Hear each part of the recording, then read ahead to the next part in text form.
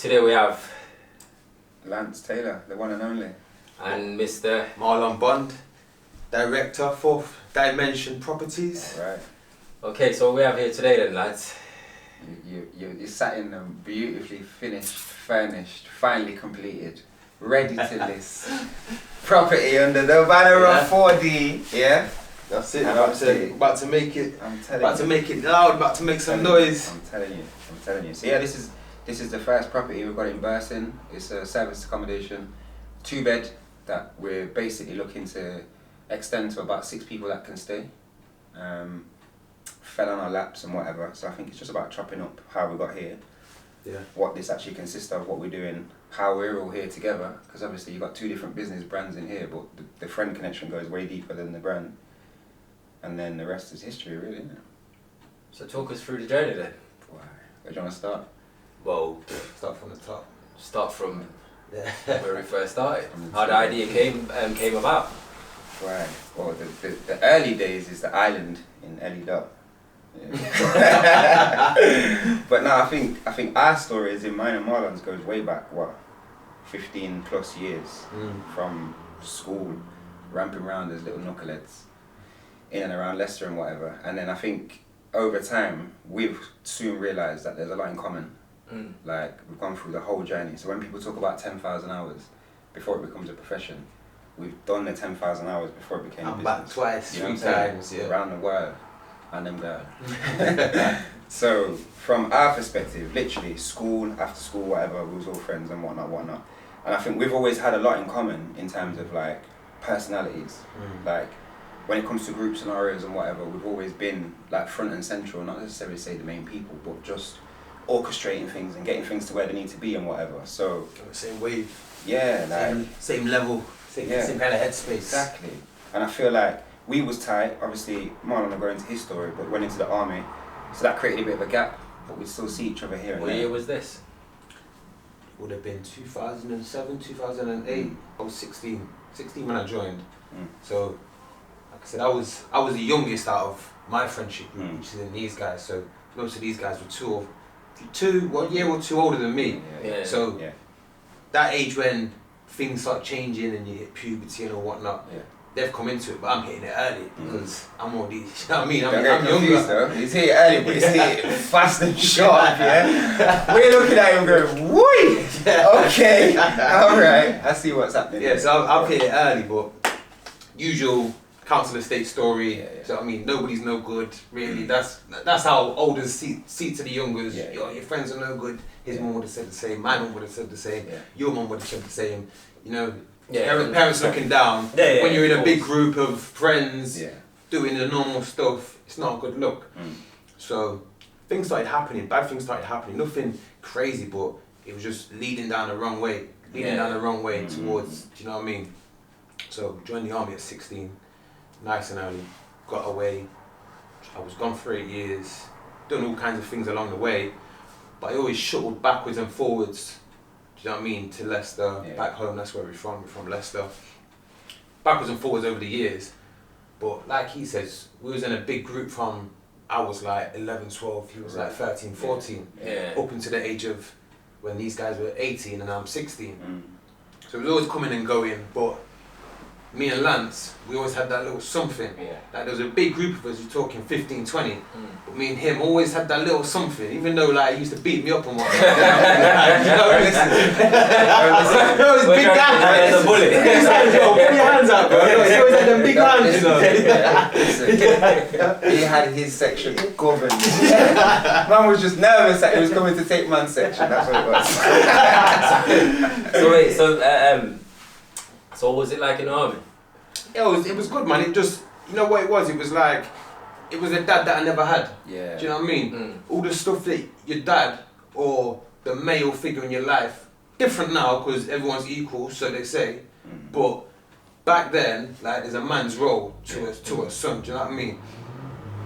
And I had good male figures around me, but they was never in a position to tell me. Because they're family, but they was never in a position to be like, you should be doing this, or do you know what I mean? Because if it tried to run like that, I'd be like, yo, who are you talking to, kind of thing. Do you know what I mean? That was the attitude there. So that's what the army done for me. It gave me that, you know what I mean? Okay, no, you don't do this, you do that. told this guy not too long ago, day 1, week 1, right, everyone in the bathroom, get naked, get your clothes off. This is how you wash under your arms. This is how you wash your face. This is how you wash your ting. This is how, do you know what I mean? It's literally back to basics, and you get that discipline drilled into you. How to look after yourself. Do you know what I mean? Just maintaining and all that kind of stuff. So, over the space of that 16 to 20, by the time I got to 19, 20, I'm seasoned. Like, I'm like, do you know what I mean? Yeah. Like, as for my rank, I'm where I need to be, do you know what I mean? So I'm 19, 20 now, so I feel like I'm already way mature. I'm already doing like jobs and roles that people are in their 20, like late 20s, 30s doing, do you know what I mean? Yeah. So for me, I had a good time overall. Couldn't say a bad thing. Everyone complains about the job at some point or another, but that's standard. But as a whole, But saying that, it set me straight. I don't feel like the army was a job to you. No, it wasn't. I was getting paid. passion, innit? Yeah, like, you know me, I'm an outdoors guy. Like, Yeah. I like running. I like going out in mad weather. I like climbing mad hills. Like, I was yeah. getting paid to do it. For real. Bus guns. Do you know what I mean? Jump Like, out of planes. yeah, like, jump out of what- planes. That's action man business in real life. Yeah, like, So, yeah. so what was it like for you at between the age of 16 to 20? Nah, do you know what? Same story, man. Like, the whole council upbringing, single mom, no dad. Just, I won't say I was bad. I was just unruly. Yeah, and I wanted answers. So this is how I know now that what's made me successful in business is the fact that I don't just take someone's word as gospel. I want to understand why. I want to understand the process. I used to get beat for it as a child, but what I've learned over time is the reason that pushing boundaries and asking questions is what makes you a successful anyone, dad, leader, whatever, because you don't just settle for nothing, you try and create your own rules. So for me, coming through it was very much like asking a lot of questions, there weren't too many answers, so I went outside to get the answers. And I think from the background, the reason why me and him booked up is because it's like, look, we're all looking for the same thing, we're outside, being grown up by the outside basically. You've got your morals at home, but your friends and the people around you is what raised you. We never had no elders, there weren't no elders, it was just us.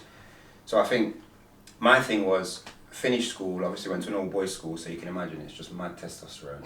All it is violence, football, and females, yeah? We had a girls' school next door, so we're there, spare shirt in the bag, yeah? Links, Versace blue jeans, lunchtime comes, wipe down the train. You don't want to lie outside? No, you want to be on your fence. There's gated bars, bro, separating us and the girls, yeah? Like you were in prison, bro.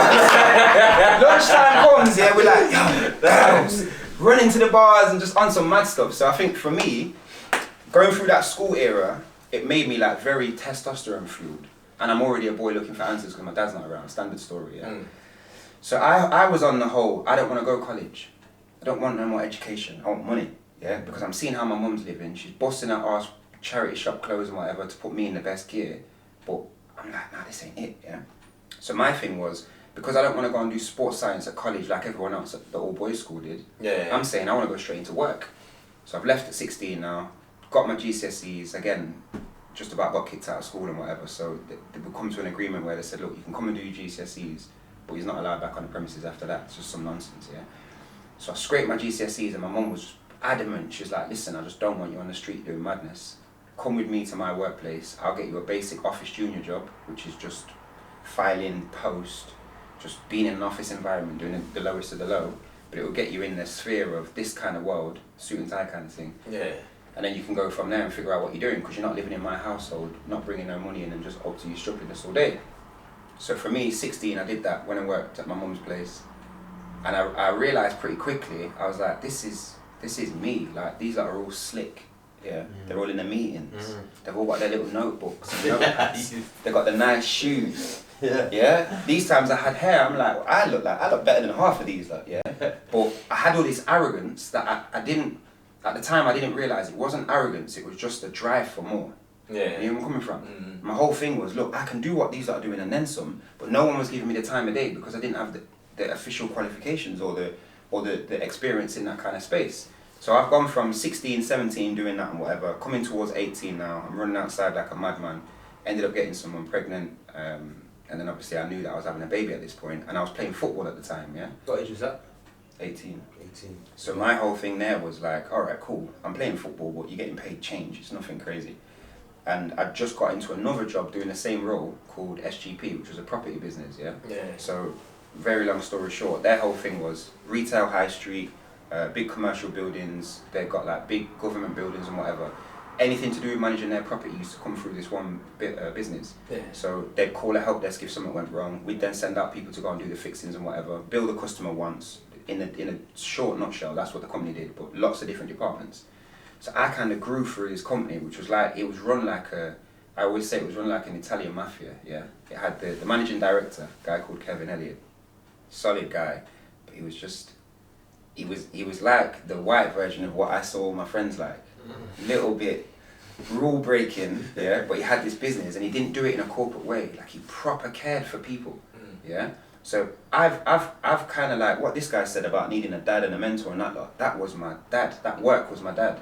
His PA was my mum, literally. Like, so I got guided through this company, and as soon as they realised that I was having a child, they were like, "Well, what are you gonna do now? Because playtime's over." What do you mean playtime's just started? And they're like, "No. This football thing, you gotta knock that on the head. If you really want to go at it, we'll give you a shot here, and we'll give you the tools that you need.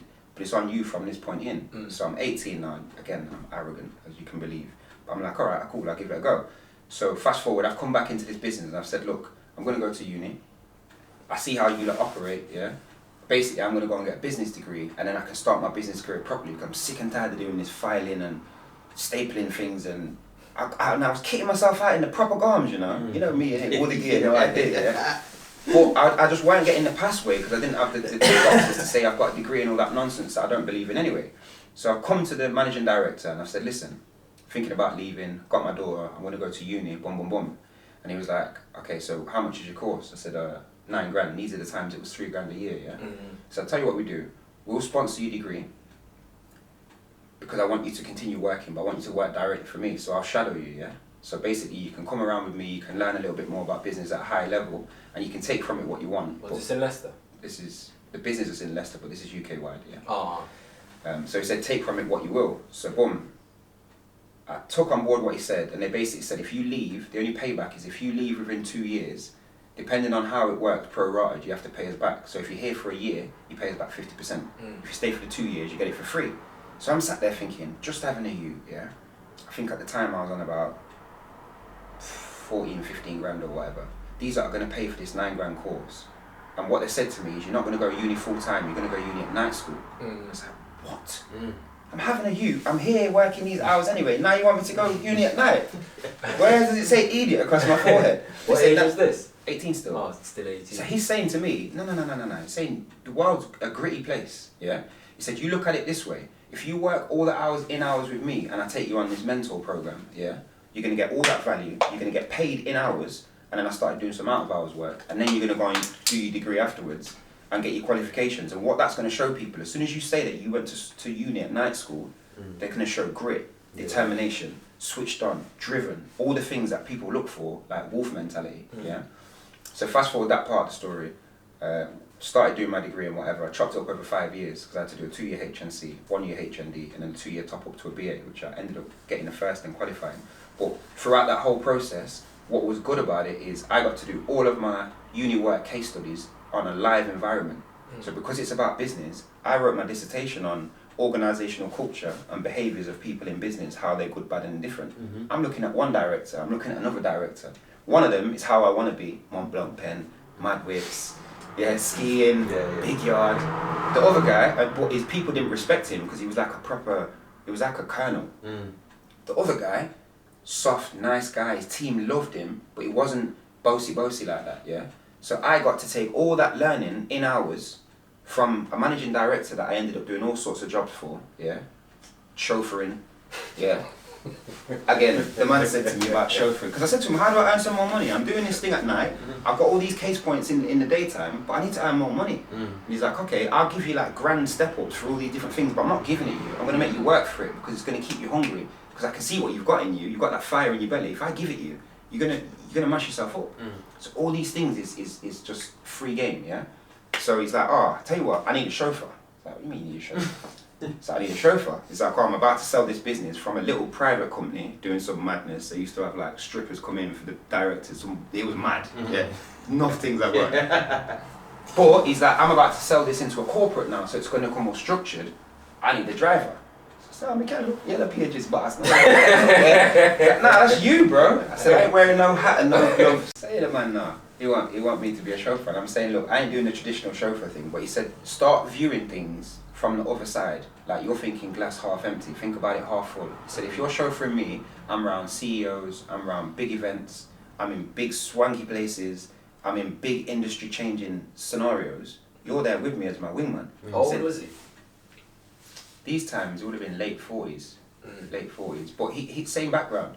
Broken home, family was arguing about money. They were from Charlton, London side, yeah.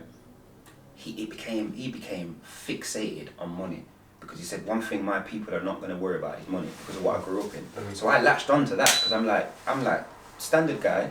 I can relate to him. He's no bullshit. Like he's straight to the point, and it's free game, and he bends the rules. So I latched onto this man, and my mum's like, yeah, that's the kind of guy you need in your life. Boom, boom, boom. So I'm like, all right, surrogacy. Yeah, come then, pops.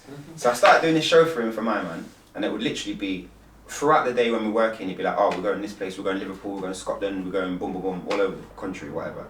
And then it would be in the evenings as well. So I started to negotiate because I'm saying, all right, cool, you're giving me $1,000 to do this extra job, and then you pay me like time out of hours. And I'm saying, but this is taking a lot of my life. Yeah, I get to drive mad whips and all the rest of it for a young age, but I need more. So I started negotiating, yeah? So he's like, oh, so what do you want? And I was like, oh, well, basically, I think I should get like treble time. And he laughed. He's like, I think I should have a Lamborghini, but I ain't got one. He said, now, I'll tell you what we do time and a half. And he said, anything after 9 p.m, I'll give you treble time. Because sometimes I was driving, I was getting up 6, sorting out Ane, taking her to nursery, going to work for 8, working 8 till 5. Then he's wanting me to drive all in the evening. Sometimes it's going 12, 1, 2 o'clock, and it weren't, oh, okay, you can come in tomorrow at 3 p.m. Nah, you're back in tomorrow at 8. Like he had me on a rigid schedule to keep me focused. So all this game is now how we operate the way we operate. But if you fast forward through that piece of the story, through the chauffeuring, I'm saying, right, okay, I've negotiated with him now and I've managed to get this opportunity. Now when I'm sat with these bigwigs that are thinking I'm just some Joey driving for the big guy, let me start asking these like questions. So I'm sat with these big CEOs and whatever, and it's the same things I used to ask them. How did you start then? What was your journey? They tell me the story. I asked them about their backstory. I asked them what the key bits of free game they'd given, whatever.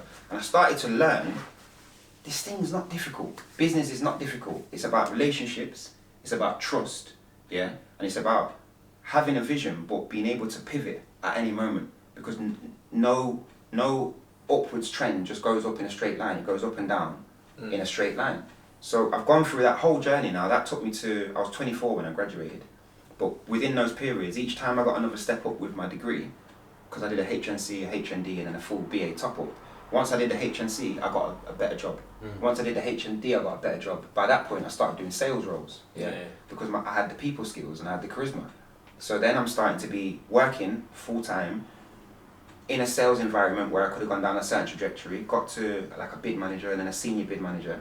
Now I'm starting to create strategies and bids as to how we're actually going to secure new work. I'm managing teams of people, small teams, but I've got that element of control. I'm studying in the night time and I'm getting free game off the bigwigs. So at these points, into early 20s and whatever, this is when Marlon's back on the scene and we're all outside and we're out and whatever, but I'm out with a different mindset. So I'm out on a weekend doing what everybody else is doing, but I might be getting paid because I've still got his car and I've got to pick him up later on. No one knows that. I'm in the bar with these lot, but a couple hours time I've got to go and pick my man up. And I started realising that with all of this, like the multitasking side of it and whatever, you can get it multiple ways. But you can still make sure that you don't lose you in the process, and that's what I've always been strong on. Like understanding who I am and not losing that element of me throughout the process. So Marlon, how at what age did you left the army and came back to Leicester? So I was like, I'd say probably about 20, I was about 25, 26 or something like that. About 25, 26. What was it like coming from such a... Coming back, it was like, because like I said before, I never had that guidance. Things that would just come second nature to most people was not second nature to me. Like bills and stuff like that, and getting bills paid. Like I told this before, like I can remember the council tax bill come through. And I'm like, yo, what's the big deal, man? People complaining about what 150 quid for the year. Nah, that's per month. Like, you know what I mean? Like, even just small things like that. I'm like, yo, I'm getting stung here. Like, I didn't have a clue because when you're in the army, everything's done for you. You got something called a clerk, and they just, okay, what day am I getting paid? You get paid every month. If you want your food to come out of your pay, that can come out as well. You just turn up to the canteen every day. Yeah. You know what I mean? Everything's done for you. So I've got out big wide world. I wouldn't say I struggled, but I did get lost a bit. I got lost in just the fun. Do you know what I mean? Yeah. Having so much fun, like because of the freedom. Yeah. Don't regret none of it, but like, do you know what I mean? I learned my lessons along the way of things that I could have or should have done, but no fault of my own. I just never had. Even when I come out, there was no one there to tell me what's what because no one could tell me what to do before, kind of thing. So when I've come out as a full-grown man. Definitely no one telling me, like, even if I needed it, no one's gonna tell me. I can remember, like, I'd been away for like 6 months, racked up a bit of dough in my head. I'm like, yeah, you know what, got a car, I own the car outright, maybe spend a few bags, get a motorbike, I'm gonna buy a house.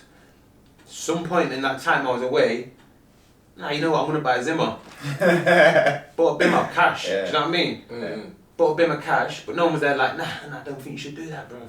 I think you should stick to plan A and go get your yard, and do you know what I mean? Like, I don't regret it, but 22 years old, like, it's probably a lesson though, yeah, just starting things like that. So when I've come out now, I was like, right, I want to do property. I want to do property, but I don't know what I want to do. I don't know how I want to do it. I just don't want to get into property. So I need a trade. So I was like, do I do my gas? Do I do my electric? I thought, you know what? I'll do my gas. So I've come out, gave my year's notice, worked for 6 months. Your year's notice is like, it gives you a chance to change your mind.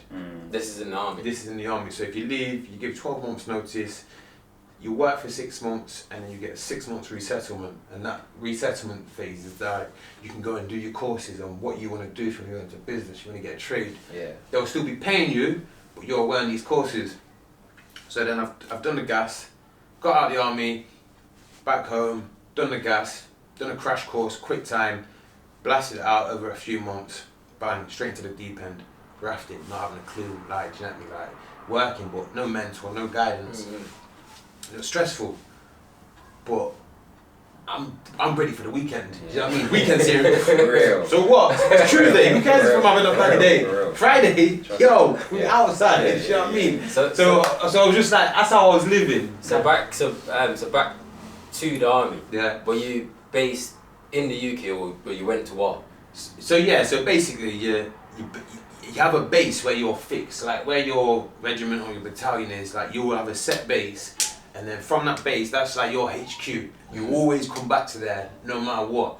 Infantry, I was in the infantry parachute regiment. So in the infantry, everyone stays together.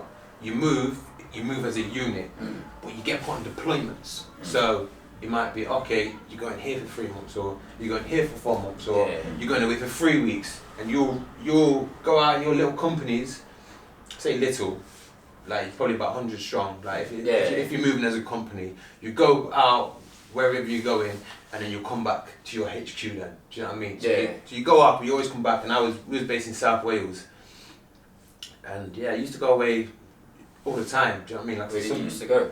All over the place. Like, obviously I've been to war, been Afghanistan, been places in the Middle East, been all over Europe. What was the first time like in Afghan? It's what you're there to do, innit? Do you know what I mean? Yeah, what was your first visit like when you step off the plane and you fit and someone say, yo, this is it. You're in the battlefield. You know what I mean? It's like sports day feeling. Do you know what I mean? Like you don't know what to feel. The nerves, a lot of things running through your mind, but at the end of the day, it's just a job kind of thing, because you spend that long training.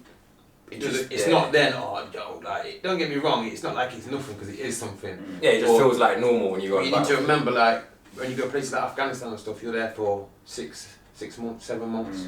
So, you know how long 6 or 7 months is? Yeah, of course. It's a long time. You got me? So, like, 2 weeks down the line after you've acclimatised and whatnot, and you're settled in, and you know the set, and you know what's to come and all of this, that's it. You're just living and breathing it then. Do you know what I mean? Real life. Yeah, like you're living and breathing it. Then it just becomes like, it's hard to explain. Like, you can't describe unless you've been to like countries like that kind of thing, because then, you know what I mean, you'd be like, oh yeah, you know, I do get it, kind of thing. Like, unless you've seen that like third world shit, then like, there's third world when there's like obviously flipping Caribbean places and whatnot, but then there's third world like them kind of places.